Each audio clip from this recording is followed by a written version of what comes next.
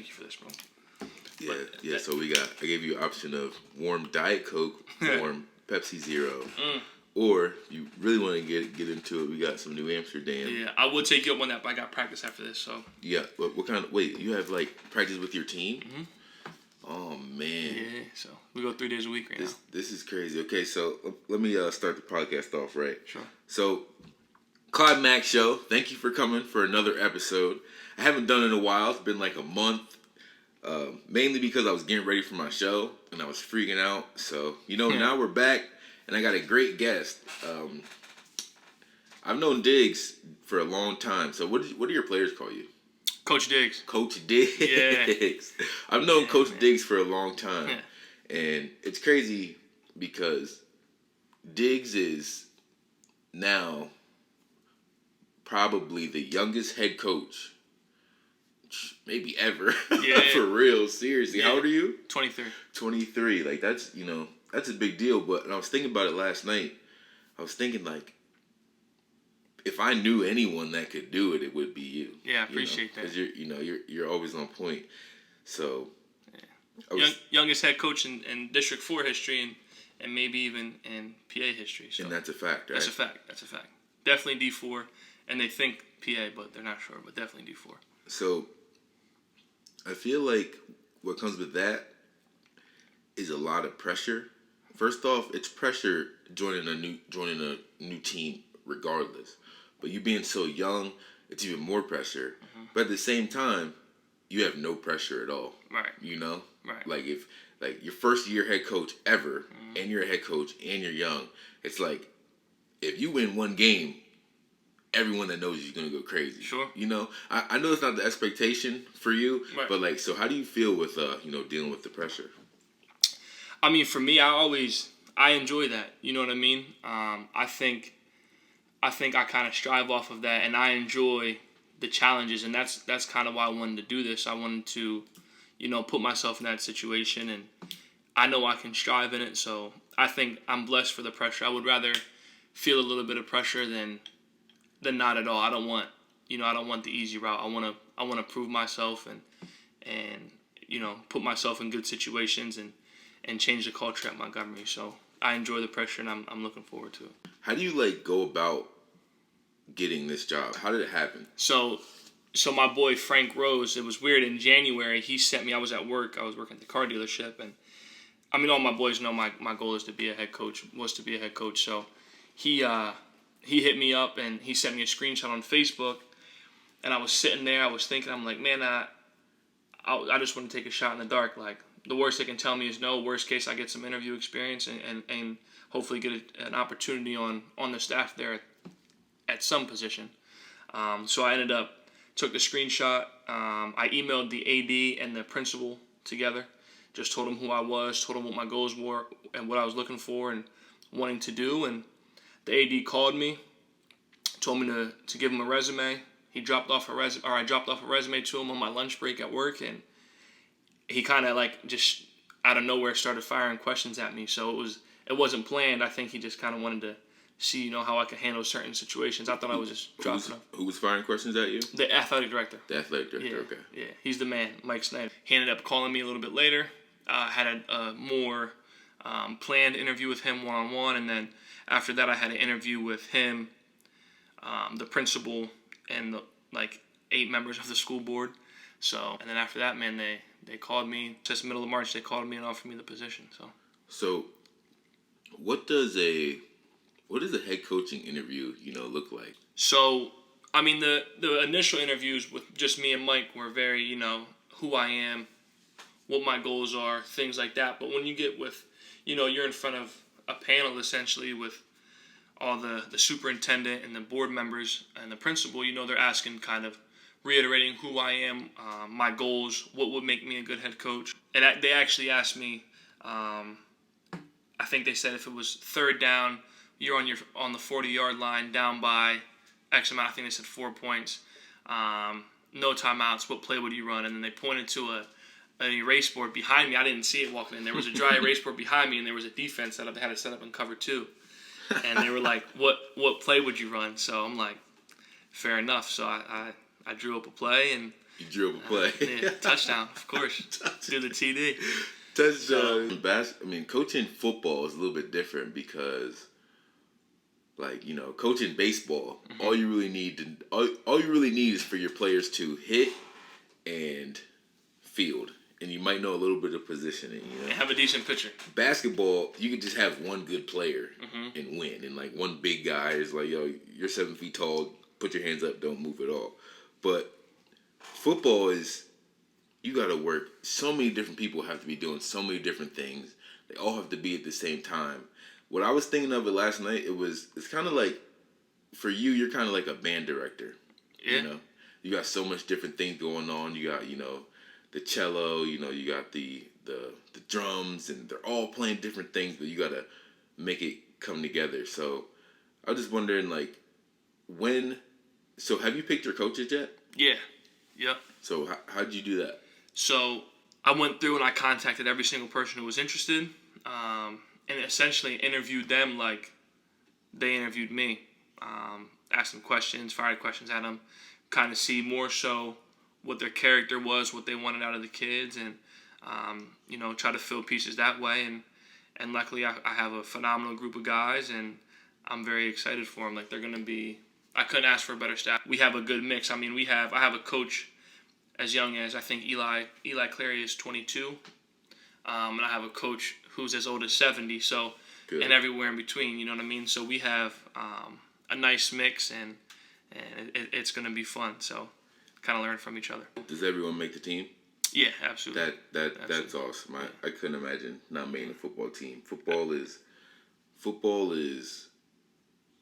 you'll never get that feeling. I'll never get, and I miss it so much. Yeah. The feeling right before you practiced all week, you're sitting in the tunnel with your team, and you've been, and you're just, the feeling before you run out on the field is it's unexplainable. Yeah, you can't describe it. No. Even as a coach, and it's crazy, man. I get the way I felt playing football. Obviously, I haven't coached in a Friday night game yet, but being on the field with the kids, seeing them compete and work out, I get that feeling, that spark I had when I was in high school and even college. I can't wait until our first game, man. It's very, like you said, you can't explain it. If you never played football, you can't describe it. But for all you football players out there, you know what we're talking about. So, wow, you threw me off there. That was such a good answer. Oh, sorry. But so, what was the team's record last year? So last year, it was a COVID year. Keep that in mind. But they were 3-6. 3-6. Okay. Take that with a grain of salt, though. The old coach who was there, Paul Bozzella, my man, he's a great guy. I love him. The only reason he stepped down is because his daughter is now in high school and he wants to be there for her games. Completely understandable. But anyway, so fun fact about Montgomery, they haven't had a season over 500 since before 2000. So Coach Bozzella took over in 2016. When he took over, I think they had maybe 20 kids on the roster. He did a great job of changing that culture and getting these kids on board, getting them to come to summer workouts. So thankfully, I had a good head coach before me kind of lay the ground, and now it's my job to kick it up a level. But I'm very thankful for him, and he's been a great help to me, and I know the kids look up to him a lot. So, is your quarterback returning? Yep, he'll be a senior. He'll be a senior. Yep. Okay. Pending he starts. There's no starters on my team yet, but he will be. He's a senior. I have a senior coming back, and I have a kid who will be he'll be a sophomore this season. Think about this. Probably someone in their first head coaching job at football, they're probably 32. Yeah. Imagine where you're going to be at when you're 32. Yeah, hopefully, man. That's the plan. What do you see as going into your first year? What do you feel like is the most challenging thing? About being a football coach in general? Yes. Or Montgomery in general? I would say, so for me... Both. I would say getting numbers to where I want them to be. I'm really pushing the bar, raising the bar of how many kids are on our football team. In the past, they've usually had 30, maybe 35 kids, but I want to push 40, 45 kids. I want to have to order more uniforms. We got brand new uniform this year. I want to have to order more uniforms. And I think that's going to be the biggest challenge because, again, I'm coaching at a single A school where, there's K through 12s all in the same building. Jesus. So, and I'm sharing athletes, kids are playing baseball, who are playing football, who are playing basketball, who are wrestling. So, I want to, and we will get it. We will, but I think that will be the most challenging part, is getting the numbers to where I want them. And you just got to steal all the other sports players. You're really going to have to. Like the star player, you're going to have to write him a note and say, yo, listen. Come on. I'll pay you. No payments. No payments. No payments. I got to ask that funny question to break this up. What's your favorite football movie? Favorite football movie is obviously Remember the Titans. Yeah. But I like Gridiron Gang a lot, man. Gridiron Gang. Or you could, of course, the one with Adam Sandler. That's just Longest Yard. That's a funny movie. But Gridiron Gang, I think, is, I don't know, man. It's like kind of what you were talking about. Like, the best kids don't play football, and it's a lot of the times it's because they're getting in trouble. Right. And a lot of those kids regret not playing. You know what I mean? So now they're trying to play football in prison. Whatever. It's just, you know what I mean? It's just, it's very relatable. And I've seen kids, I have family who been in experiences like that. But Gridiron Gang is a very good movie. Yeah. I think my favorite football movie is probably, it's between two. You ever see, you said Waterboy? Yeah, Waterboy. Yeah, of course. Waterboy. I love Waterboy. My favorite part of Waterboy is when, they're in the championship game and everyone's like, yeah, we need to win this. He's like, and then another guy's like, yeah, we need to come together as a team. And then the drunk guy with no shirt, because I know, was like, yeah, Bobby Boucher the touchdown. Yeah, right? And everyone goes silent. And he was like, yeah. Man. Like, that's a great, I haven't seen that in forever, but. That's a good movie. That's a great movie. I kind of feel like, you're kind of just stepped into Remember the Titans. Like, you kind of stepped into that role. It's a little weird. Yeah, it's crazy, man. It's a blessing, though, at the same time. It's going so fast. Like I said, I just applied for this job in January, and now I have a 7-on-7 in, 10 days. So, Ooh. It's flying, man. It's absolutely flying, but it's exciting, for sure. So, as a head coach, what exactly do you, because just like we said earlier, it's like an orchestra, or like a band. So, as a head coach, what exactly are you doing? Because I know you have a defensive coach, you have an offensive line coach, you have wide receiver coaches, you have a quarterback coach, which is probably you, I'm guessing. Right. You're the quarterback coach. So, in the game, are you, because I know people have play callers, so, what is your role?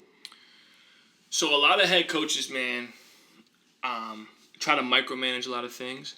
The way I position my staff and why it took me so long to finalize my staff was because I want to know that I can trust these guys.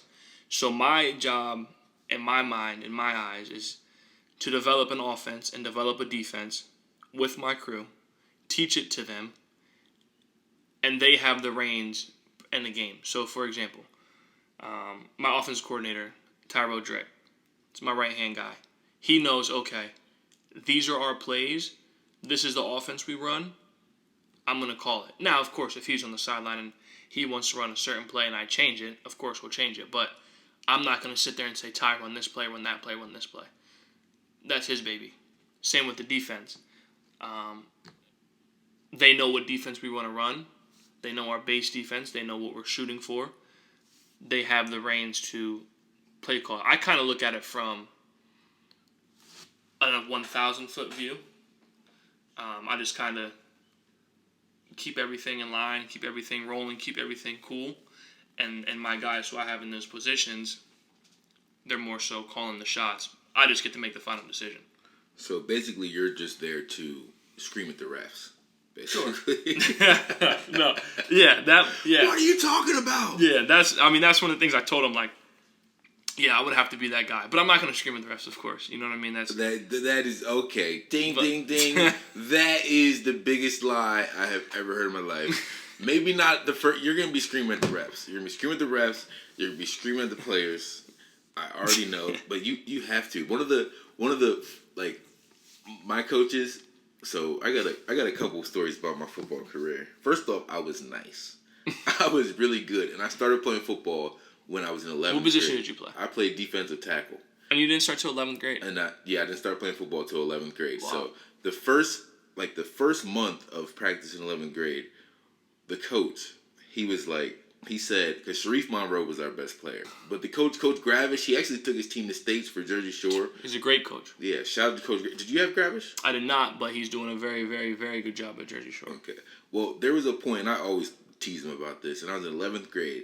He said, we need everyone on this team to work hard and try their hardest. Everyone from Sharif Monroe down to Clyde McAllister. That's what he said. And everyone just looked at me, and I had older players come up to me. He's like, yo, he didn't mean that. From that day on, I worked so hard. I was first in every sprint. And I started 4 games after that. Wow. So that's a big story I have. Another story is the one coach, Coach Choate. Shout out to Coach Choate. I love Coach Choate. He came up to me and was like, Clyde, beginning of the season, you were big, fat, and slow. You're still big, you're still fat, but now you're a little bit better. That's what he said. So I had Coach Choate when I was a freshman.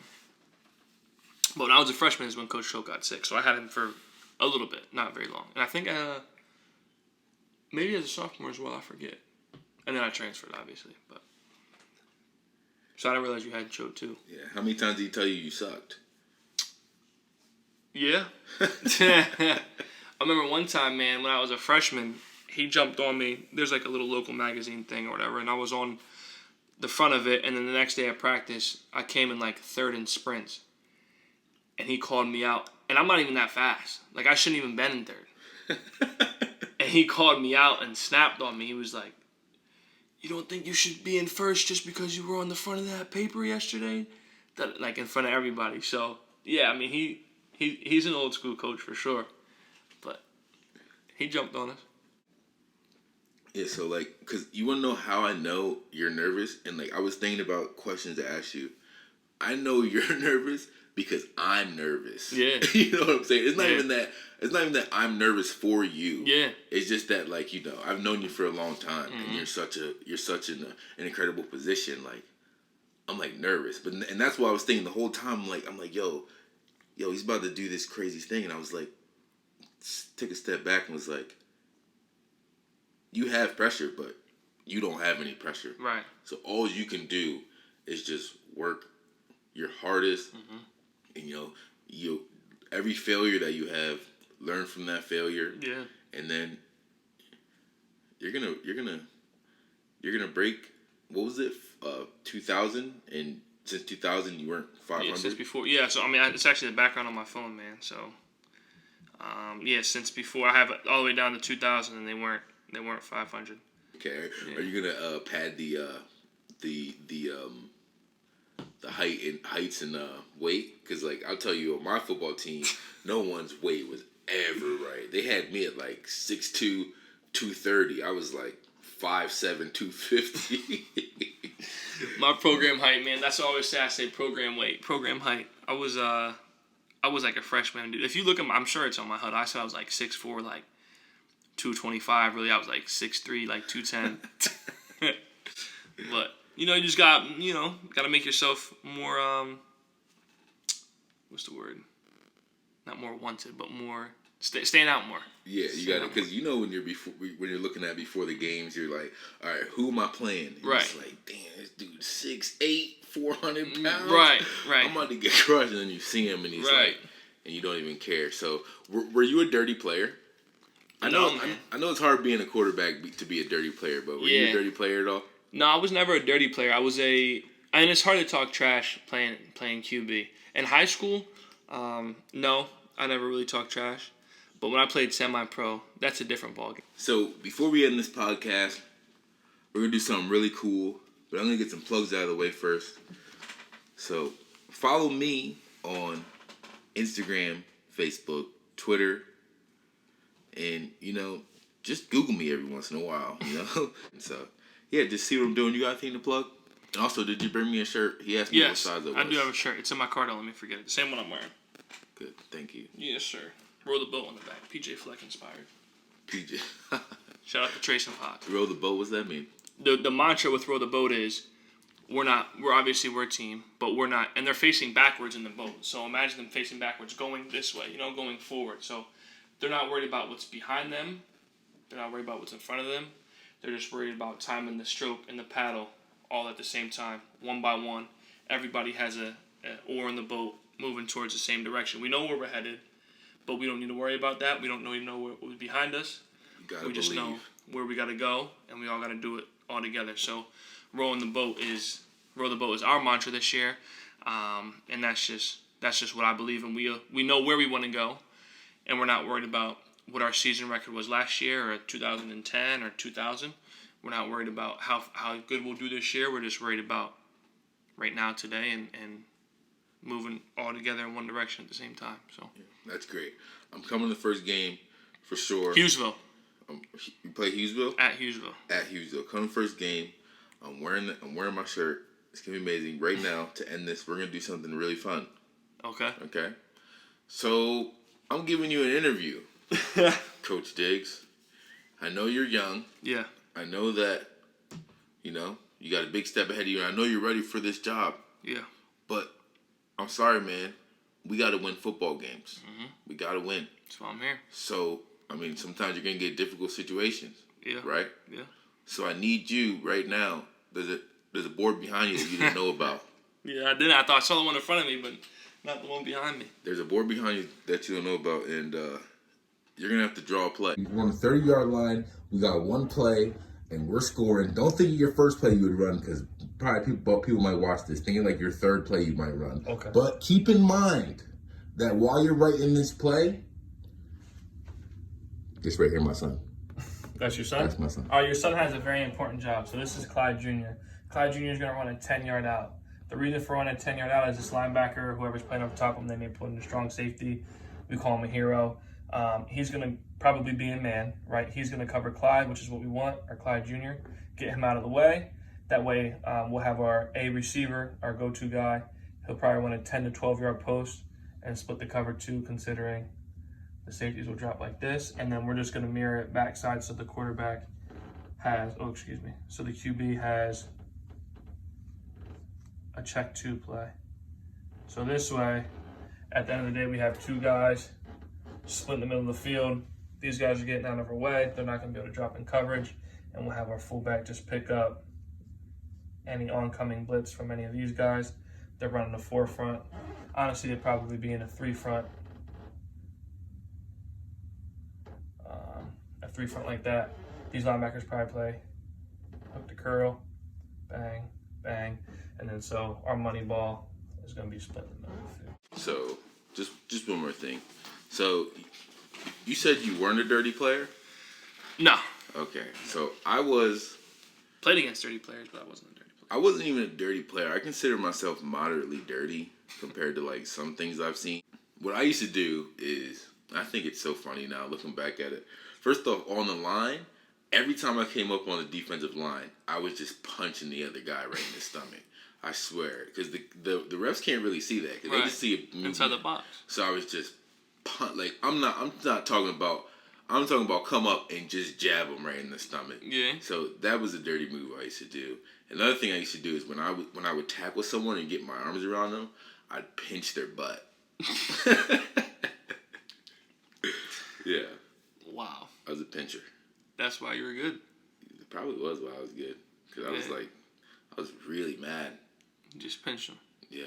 Did you twist it or just like a pinch? No, I was definitely twinched. Definitely twisted. And I was getting the back of their legs, in their meat section. I was really good. That's how you know you're good, right? Yeah, for sure. So we're gonna end this. I want to say thank you for coming. Yeah, thanks for having me, man. This is very important. My podcast, it's special to me because I don't care about the views. Mm-hmm. I don't care if one person watches this. It's just good for life. Yeah, man. For this energy to be out there, you know.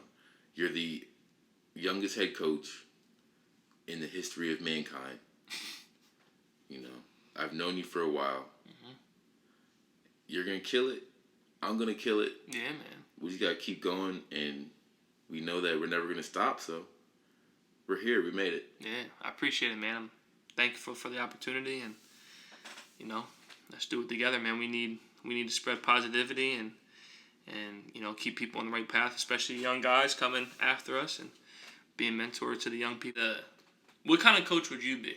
What kind of coach would like, I let's be? say we switch roles, right? And, you know, I say, Clyde, you're the head coach now. You would come in. How would you? It's your first day. It's your first day on the job. There's 40 kids there.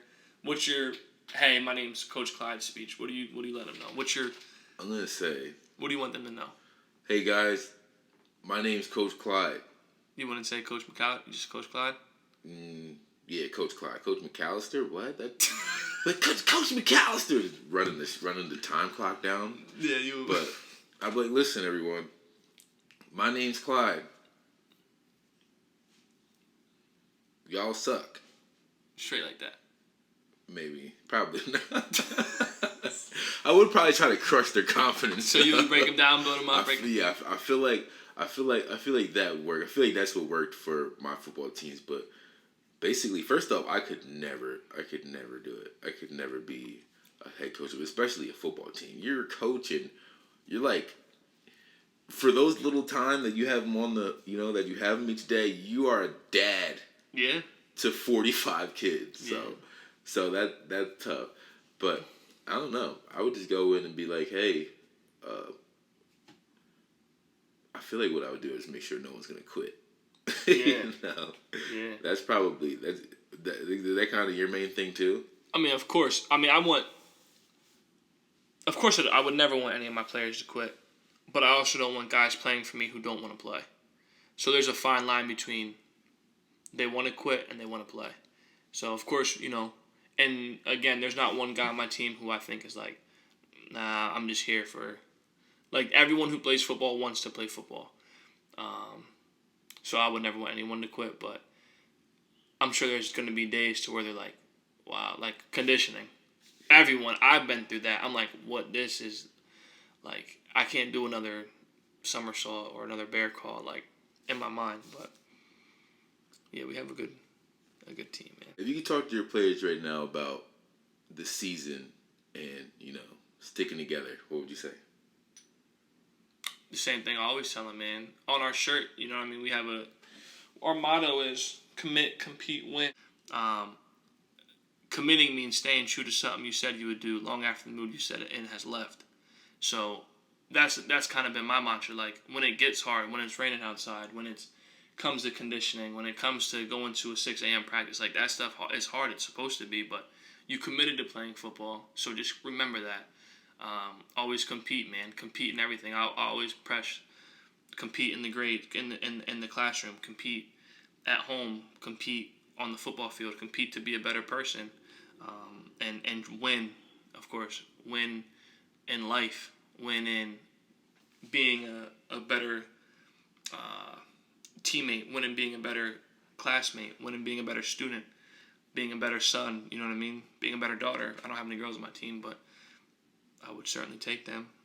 So those would be my 3 things, and play 3 sports, man. Like, don't sell yourself short. Challenge yourself. It's supposed to be tricky. It's supposed to feel unbalanced. You're in high school once. So that's kind of what I teach to them, and what I am, my morals as a coach. So commit, compete, win is what I would tell them. So thanks for coming, man. Yeah, you're going to do great. I'm so proud of you. Everyone's proud of you. Now it's time to kill it. Yeah, man. To turn it up. Have to. And you too. I'm proud of you, man. And I want everybody to go. Have you ever posted any? Did you post your show on YouTube or anything? My show? No, I don't. Nah, I was wondering if you did that. Yeah, with stand up, it's a little weird because, you know, you got to work really hard on your jokes, and it's not like music. So once you hear a joke, it's not gonna be funny again. Right. You know. Sure. So you kind of have to, like, I'm gonna save all my jokes.